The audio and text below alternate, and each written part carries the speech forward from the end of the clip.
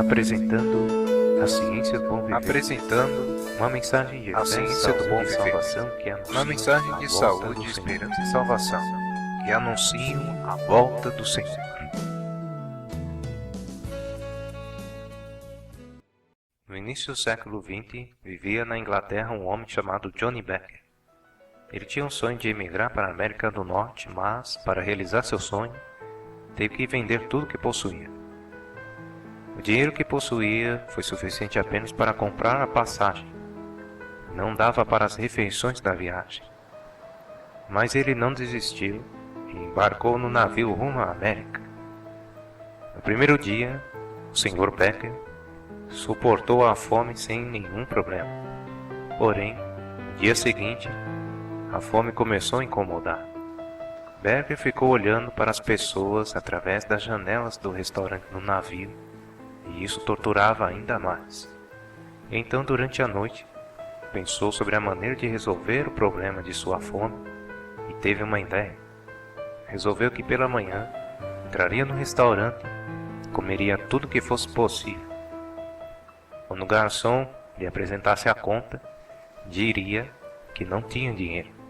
Pela manhã, ele se dirigiu ao restaurante com o propósito de fazer o que tinha planejado. Sentou-se na mesa, solicitando tudo o que desejava comer. Quando o garçom notou que Becker tinha terminado de comer, dirigiu-se até a mesa onde ele se encontrava e perguntou-lhe se desejava mais alguma coisa. Naquele momento, as pernas do Sr. Becker tremeram e ele ficou mudo por alguns segundos. Então, respirou fundo para criar coragem e falou ao garçom que não tinha dinheiro para pagar a refeição. Se fosse possível, ele lavaria os pratos. Com um sorriso, o garçom pediu o bilhete da passagem e perguntou se ele tinha lido o que estava escrito atrás do bilhete. Becker respondeu que não. O garçom explicou que as refeições estavam incluídas no valor da passagem. Prezados ouvintes, quando conhecemos a Deus, embarcamos nessa viagem para o reino do céu. O oceano representa o tempo que levaremos e que estamos esperando. O dinheiro da passagem, o sacrifício de Jesus pagou por nós, para termos o direito de embarcar nessa viagem. Essa história representa a nossa vida.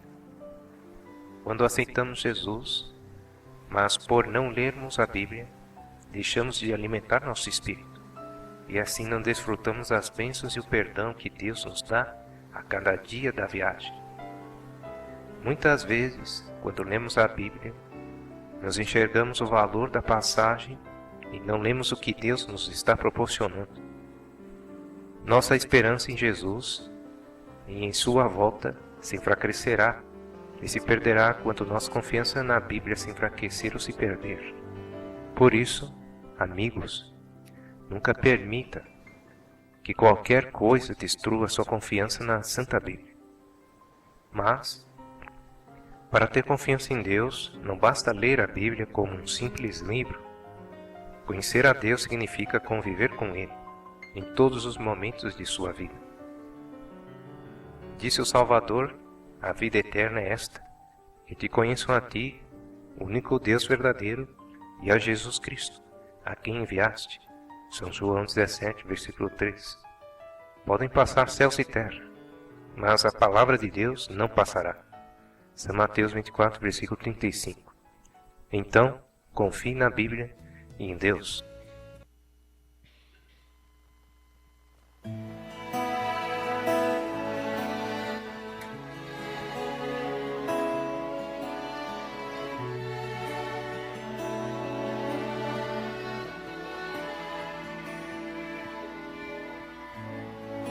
Eis-me aqui, a semana me cansou.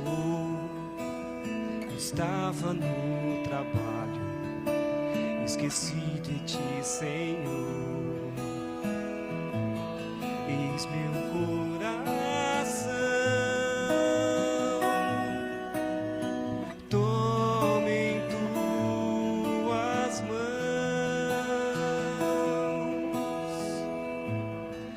Eis-me aqui, meus pés não podem mais. Cansei de andar sem rumo, procurando meu lugar.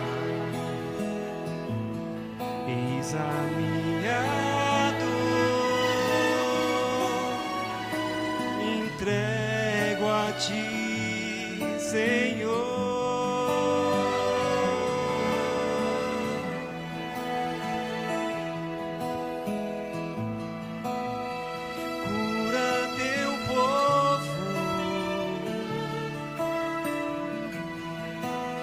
Sara a ferida que houver, Ele quer colo. Precisa tanto de ti. Ouça o seu louvor,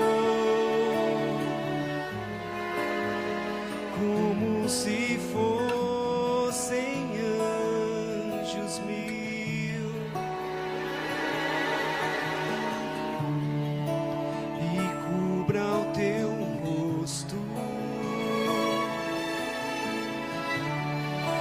de toda imperfeição,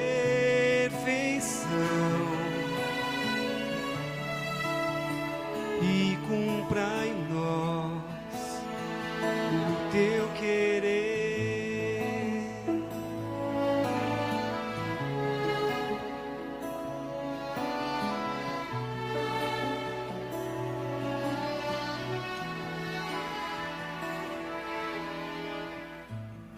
Eis-me aqui, meus pés não podem mais. Cansei de andar sem rumo, procurando meu lugar. Eis a minha dor, entrego a ti, Senhor.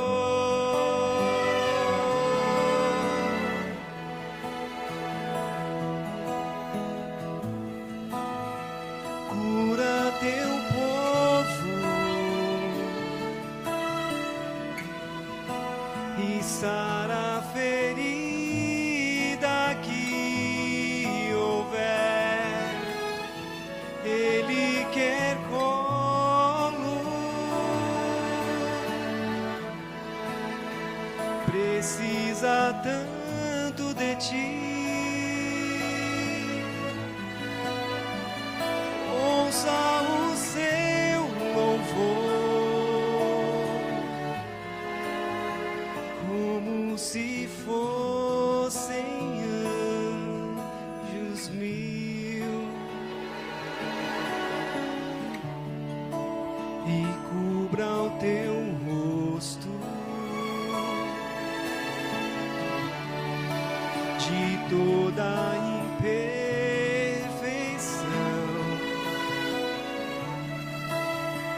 e cumpra em nós o teu querer.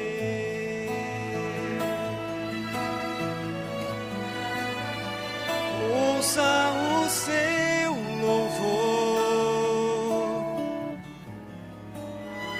como se fossem anjos mil,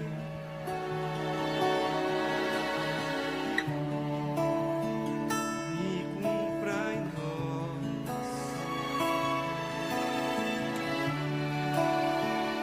o teu querer. E cumpra em nós, cumpre, Senhor, na nossa vida, o teu querer. Amém. Há homens e mulheres de grande coração, os quais meditam ansiosamente na situação dos pobres e nos meios pelos quais possam ser aliviados.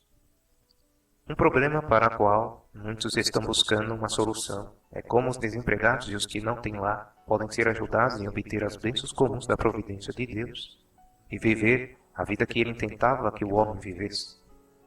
Mas não há muitos, mesmo entre educadores e estadistas, que compreendam as causas que se acham no fundo do atual estado da sociedade.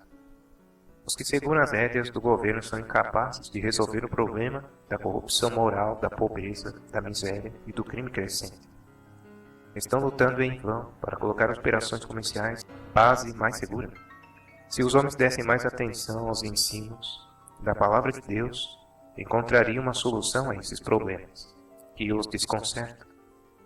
Muito se poderia aprender do Antigo Testamento quanto à questão do trabalho e do alívio aos pobres. O plano de Deus para Israel, toda a família tinha um lar no campo, terreno suficiente para o cultivo. Assim eram proporcionados tanto os meios como o incentivo para uma vida útil, industriosa e independente. E nenhuma medida humana jamais suplantou esse plano. A pobreza e a miséria que hoje existem se devem em grande parte do fato que o mundo ter se afastado de Deus. Ao estabelecer-se Israel em Canaã, a terra foi dividida entre todo o povo, exceto aos que pertenciam à tribo de Levitas, a tribo de Levi. Como ministro do santuário, essa equitativa distribuição, as tribos eram contadas por famílias. E a cada uma dessas era contida, segundo o seu número, uma herança proporcional. E embora uma pessoa pudesse, por algum tempo, dispor de sua possessão, não poderia vender permanentemente a herança de seus filhos. Quanto o habilitaria a resgatar sua terra, estava em qualquer tempo na liberdade de o fazer. As dívidas eram perdoadas cada 7 anos, e no 50º, ou ano do jubileu, toda a propriedade em terras revertia a seu original possuidor. A terra não se venderá em perpetuidade, porque a terra é minha, diz o Senhor, pois vós sois estrangeiros e peregrinos comigo. Portanto, toda a terra da vossa possessão darei resgate à terra. Quando teu irmão empobrecer e vender alguma porção da sua possessão, então virá o seu resgatador, seu parente, e resgatará o que vendeu seu irmão. E se alguém achar o que basta para o seu resgate, tornará a sua possessão. Mas, se a sua mão não alcançar o que basta para restituí-la, então a que for vendida ficará na mão do comprador até o ano jubileu. Levíticos 25, versículos 23 ao 28. E santificareis ao ano 50º e pregoareis liberdade na terra de todos os seus moradores, ao ano jubileu vos será. E tornareis cada um a sua possessão e tornareis cada um a sua família. Levíticos 25, versículo 10. Assim cada família era garantida em sua possessão, sendo proporcionada uma salvaguarda contra os extremos, quer da opulência, quer da miséria. Em Israel era considerado um dever o preparo profissional. Exigia-se de cada pai que ensinasse seus filhos em algum ofício útil. Os maiores homens em Israel eram exercitados para atividades industriais. O conhecimento dos deveres pertencentes ao governo da casa era considerado essencial a toda mulher. A habilidade nesses deveres era considerada uma honra para as mulheres da mais alta posição. Várias profissões eram ensinadas nas escolas dos profetas, e muitos dos alunos se mantinham a si mesmos por meio de trabalho manual. Essas medidas não conseguiam, entretanto, evitar inteiramente a pobreza. Não era o desígnio de Deus que cessasse de toda essa condição. É um de seus meios para o desenvolvimento do caráter.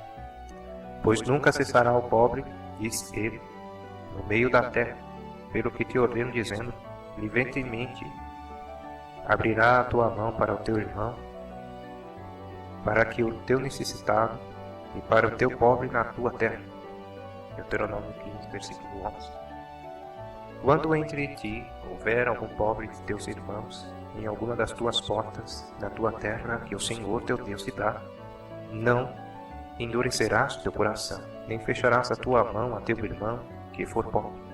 Antes lhe abrirás de todo a tua mão e livremente lhe emprestarás o que lhe falta, quanto baste para a sua necessidade. Deuteronômio 15, versículos 7 e 8. Enquanto o teu irmão empobrecer e as tuas forças decaírem, então sustentá-lo-ás como estrangeiro e peregrino, para que viva contigo. Levítico 25, versículo 35. Quando também cegardes a cega de vossa terra, o canto do teu campo, não cegarás totalmente. Levítico 19, versículo 9. Quando no teu campo cegares a sua cega, e esqueceres uma garavela no campo, não tornarás a tomar. Quando sacudires a tua oliveira, não tomarás atrás para ti e sacudir os ramos. Quando vindimares a tua vinha, não contarás atrás de ti a rebuscá-la. Para o estrangeiro, para o órfão e para a viúva será o restante. Deuteronômio 24, versículos 19 ao 21. Ninguém precisa temer que sua liberalidade o leve à necessidade. A obediência aos mandamentos de Deus daria certamente o resultado à prosperidade. Por tua causa, diz Deus, te abençoarás o Senhor, teu Deus, em toda a tua obra, em tudo no que puseres a tua mão. Deuteronômio 15, versículo 10. Prestarás a muitas nações, mas não tomarás empréstimos, e dominarás sobre muitas nações, mas elas não dominarão sobre ti. Deuteronômio 15, versículo 6. A palavra de Deus não sanciona nenhum plano que enriqueça uma classe pela opressão e o sofrimento de outra. Em todas as nossas transações comerciais, ela nos ensina a colocar-nos no lugar daqueles com que estamos tratando, considerar não somente o que é nosso, mas também o que é dos outros. Aquele que se aproveitasse do infortúnio de um outro para se beneficiar de si mesmo, ou que buscasse para si lucros por meio da fraqueza ou incompetência de outro, seria um transgressor, tanto dos princípios como dos preceitos da palavra de Deus. Deuteronômio capítulo 24, versículo 17. Não perverterás o direito do estrangeiro e do órfão, nem tomarás em penhor a roupa da viúva. Quando emprestares alguma coisa ao teu próximo, não entrarás em sua casa para lhe tirar o penhor. Fora estarás, e o homem a quem emprestaste te fará fora o penhor. Porém, se for homem pobre, te não deitarás como o seu penhor. Deuteronômio 24, versículos 10 ao 12. Portanto, tudo o que vós quereis que os homens vos façam, fazei-lhe também a vós. Porque esta é a lei e os profetas. São Mateus 7, versículo 12. Como está escrito, confia no Senhor e faz o bem, e habitarás na terra e verdadeiramente serás alimentado.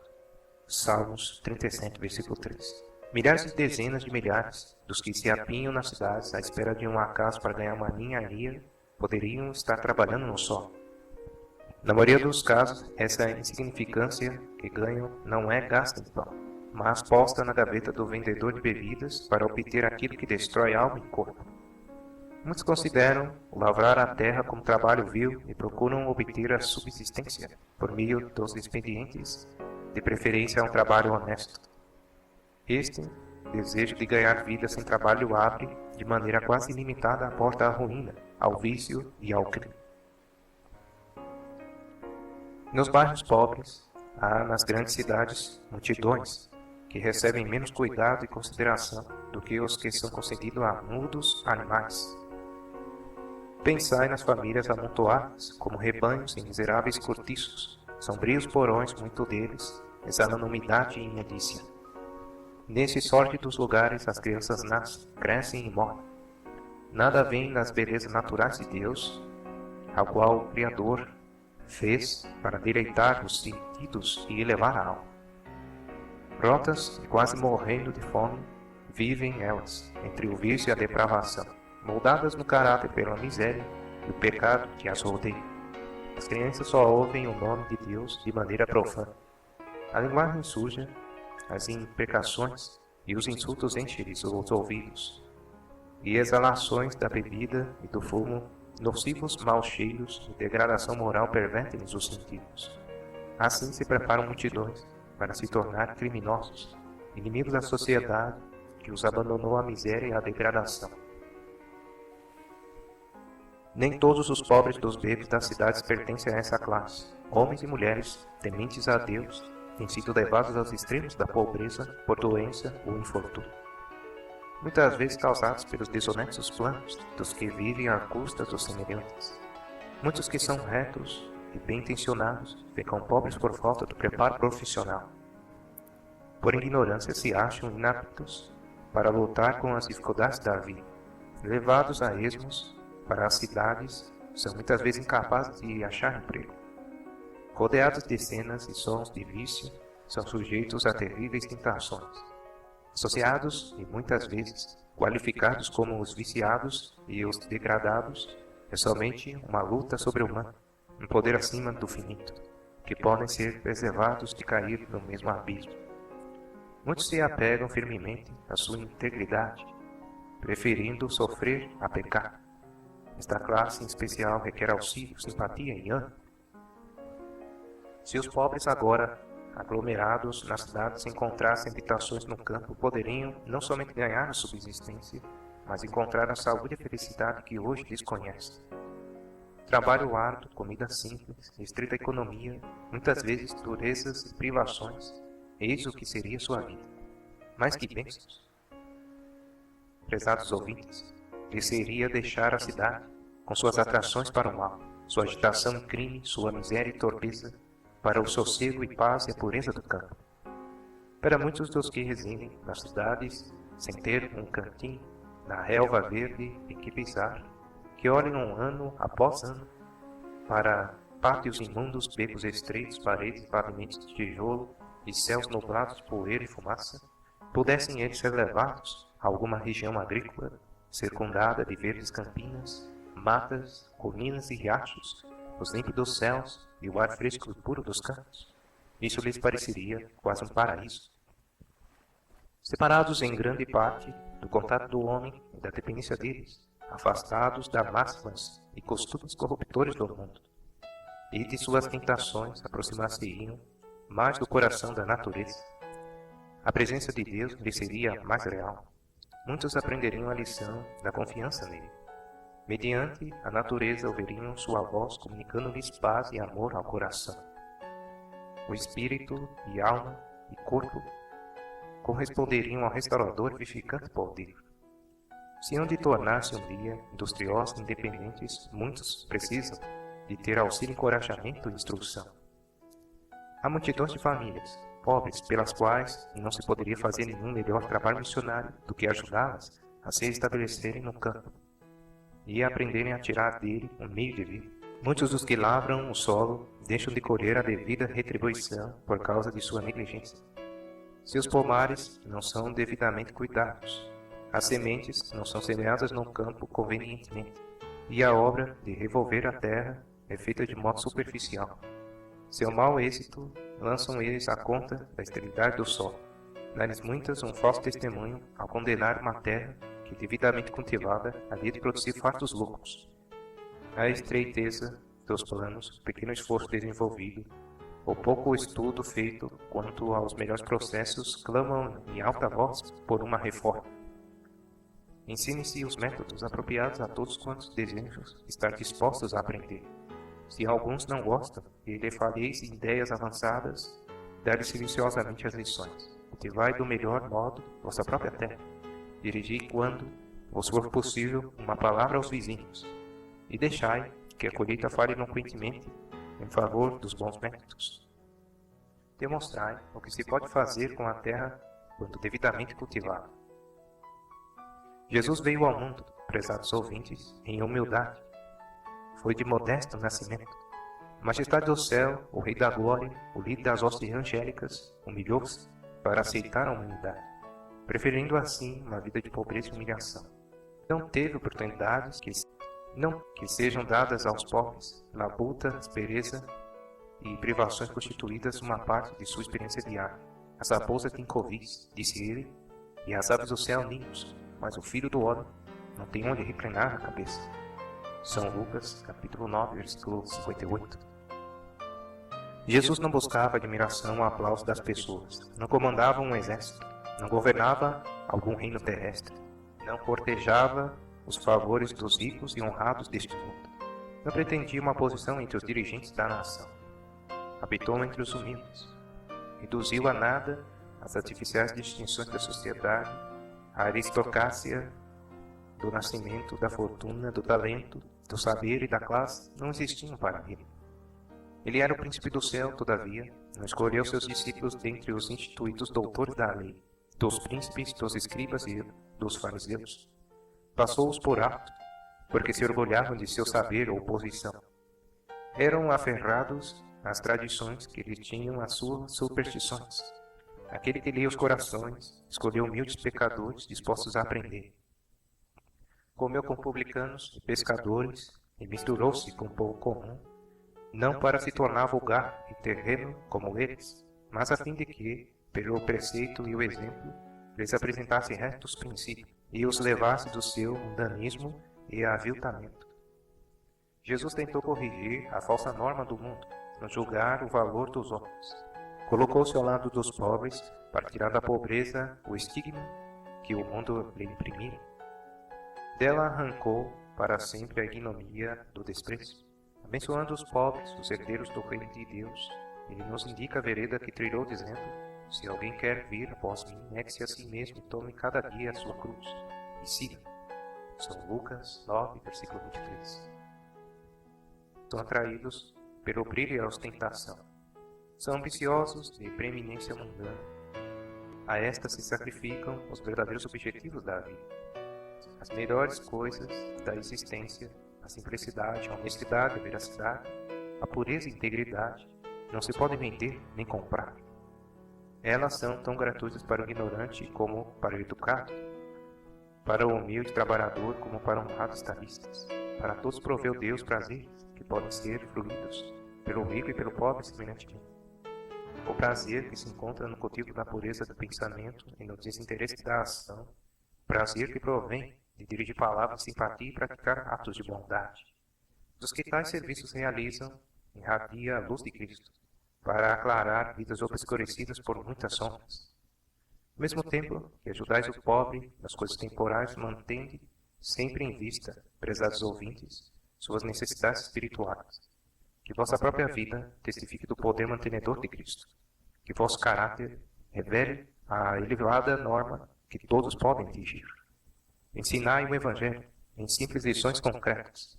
Que tudo com o que tendes de lidar seja uma vida na formação do caráter. Deixamos os prezados ouvintes finalizando com a mensagem sacerdotal de Números capítulo 6, versículo 24 e diante. Que o Senhor te abençoe e te guarde. Que o Senhor faça resplandecer o seu rosto sobre ti e tenha misericórdia de ti. Que o Senhor levante o seu rosto e te dê a paz.